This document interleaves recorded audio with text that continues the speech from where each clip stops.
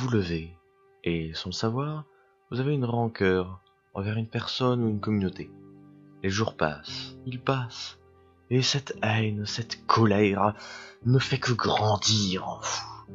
Cette fois, vous avez une raison de posséder cela en vous, et vous en êtes convaincu. Ces personnes, leur malheur équivaudra bientôt à votre bonheur.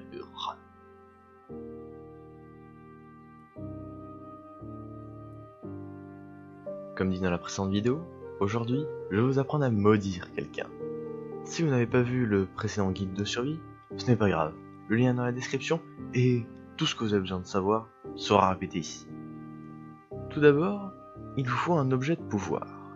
Alors, un objet de pouvoir, qu'est-ce que c'est ? C'est un objet auquel vous tenez. Par exemple, un jouet de votre enfance, ou une bague de fiançailles, etc. Tout le monde en a. Une fois avec votre objet, vous devez lui donner le sentiment qui vous pousse à maudire quelqu'un. Il y en a 4.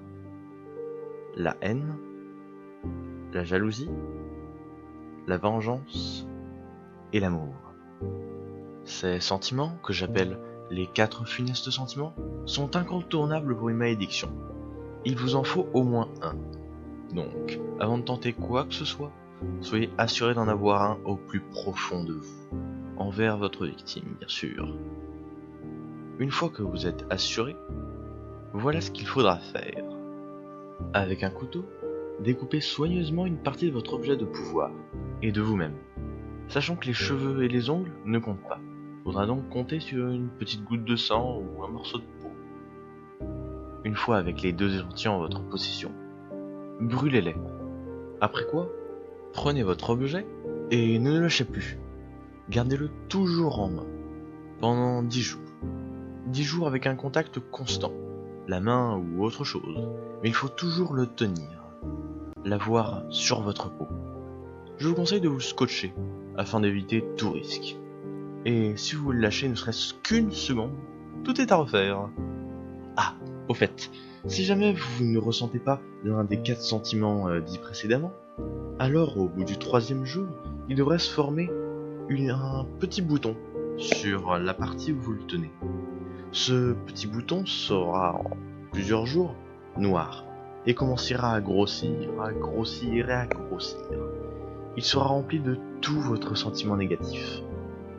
Là, il n'y a que l'amputation pour vous sauver.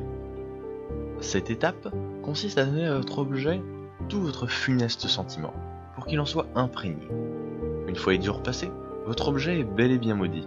Mais attention, il faut le donner à votre victime afin que le maléfice ne se retourne pas contre vous. On considère que l'objet est à la dernière personne qui l'a touché plus de 2 minutes, si son possesseur ne le retouche pas d'ici là bien sûr. Plus l'objet est en contact avec la victime, plus le maléfice fera son effet.